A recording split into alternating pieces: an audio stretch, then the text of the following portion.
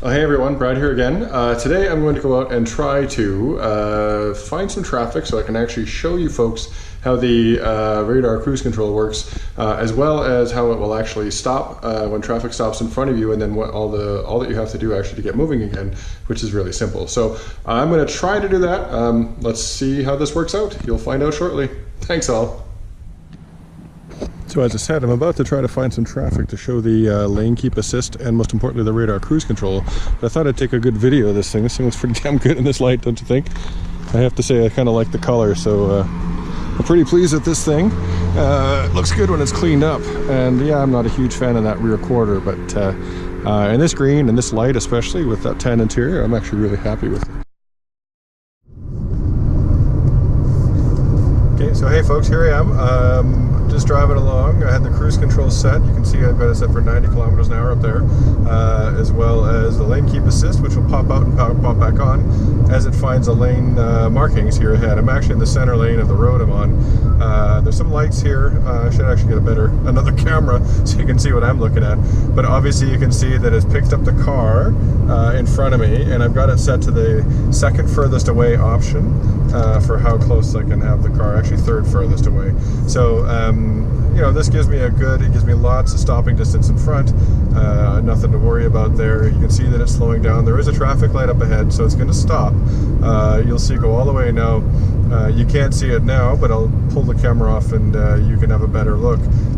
You will not see me touch the brake pedal. I'm not doing anything. I've got my hands on the wheel, of course, but I'm not touching anything, and you'll see that the car will come to a complete stop here, a little abruptly. I'm a little softer on the throttle pedal, but right there and there, we've stopped. You'll see for just like one count, it'll say stop, two count. There, it says stopped right up here. So what will happen then is all I have to do is either hit the plus button on the cruise control, the resume, or I just tap the throttle once. So I'm going to do that. There we go, just enough to get it rolling, and I'm going to give it a little gas myself. I'm going to give it a little throttle myself, just not to annoy the guy behind me, because I don't feel it really accelerates quick enough for my tastes.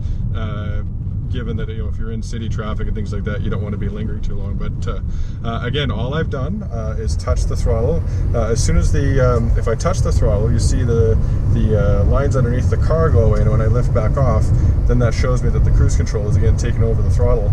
So again, you can see that as I do that, but most importantly, all I did was use that to get up to a little bit better speed here, quicker than this thing was going to do that. Now, one of you great folks who've commented, thank you for that. You said that if it was in sport mode, it would go a little faster, which no doubt it would. But for now, this is fine, because I'm actually still got half a tank.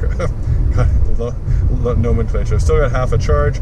I'm not really interested in having the gas motor kick on unnecessarily. So anyway, you can adjust how far, you know, if you want to. If you're on, it does it itself. The faster you go, the more each of these bars translates to greater distance. Right? It's not just distance; it's stopping time and things like that.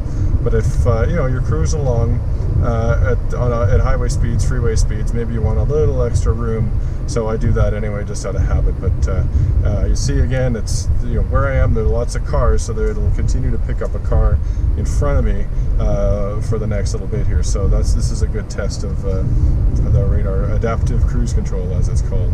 So also, you will notice that excuse me, the lines just come and go. The hollow lines here for the lane keep assist obviously aren't there now, because even though the roads are clean and my car's clean, the camera area in front of the camera is clean, it still can't quite pick them up. And sometimes turning it off and turning it on again, it's like it's Windows, will make it work better, but or pick it up again, cause it to reanalyze, who knows. But I'll figure that out again. But again, I haven't touched the brake. Once the car was stopped for about a 2 count, it indicates that it's stopped, which means it will not start on its own until you touch the throttle or touch the resume / positive key on the cruise control. And also, even if I hit it now, because there's a car in front of me, it won't let me go. So that's all cool. I'll pause here and I'll pick it back up once the traffic starts moving again. Okay, yeah, stopped at this light. It's just about to turn green. So again, the car sees a car in front of me. That's why there's there is not just an outline.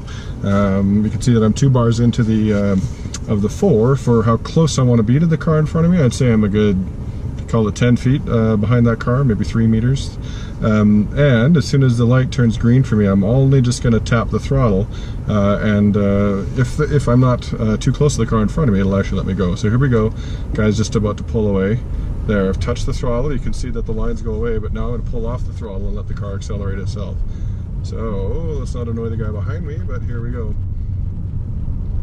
Again, because you can see those lines and you can see the 90 kilometers an hour under there, not that I'm going to hit that because there are cars in front of me, but that you can see that the car is accelerating itself. Again, I have my hands on the wheel because the lane keep assist is not picking up the sides of the road and the line in which it should follow. But there you go. That's how it works, folks. It's actually really easy to use, clearly, and it's quite a nice thing to have. You know, I'm not stuck in traffic too often, but you know, you have that creep along where you can just kind of leave it set even at 90, even though you'll never get there on the road I'm on, and just either, you know, touch the throttle with your foot periodically to keep going, or if you just leave it, you touch the positive there, then it'll inch you along in traffic. It'll slow down, it'll speed up, it'll keep you going without you having to do that incessant gas brake, and it'll even stop for you. Again, the only thing it won't do is continue on for you once it's stopped for more than a 2 count. So all in all, I think it's a pretty great system. It does brake pretty abruptly if someone steps in your way, you know, lane changes in front of you, and you're obviously close. It does a pretty good lurch. I wouldn't call it as smooth as me, but again, for an automated system that actually uses real radar, it's a pretty damn good system, I have to say. I'm pleased that I got it in the car. Again, how often do I use it? Freeway driving or in traffic, not bombing around the neighborhood, of course, but you know, if I'm going downtown for work or if I'm on a road trip, I will use it for sure, and then I don't have to worry about maintaining distance with the car in front of me and things like that. Presuming there is one, of course. So anyway, thanks folks, I appreciate you watching, and we'll be back in the house in a minute.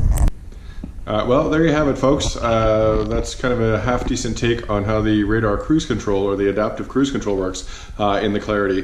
Like I say, I actually kind of use it a fair amount. It's great in traffic, especially if you're inching along. Like I say, it just removes that from you having to pay that much attention and drive you crazy off and on the throttle. As well as on the highway, you know, obviously keep your hands on the wheel, but with that going along, you can hum along obviously a safe distance behind the car in front of you, or up to the maximum speed that you set it. So all in all, you know, I've used cruise control over my life with the previous number of cars I've had. I think the adaptive side is a big step forward for technology, and as I say, I'm really glad I have it because I make pretty good use of it, and I hope you guys do too. So anyway, for those of you who made it this far, again, I really appreciate all of the attention, all the watch time, all the comments, subscribes, and things like that. That's fantastic.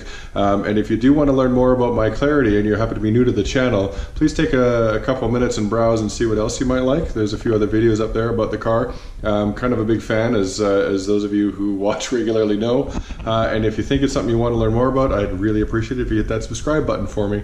Anyway, I hope you guys have a great end of your day, end of your weekend, whatever it is for you, and I look forward to seeing the next video. Take care. Bye now.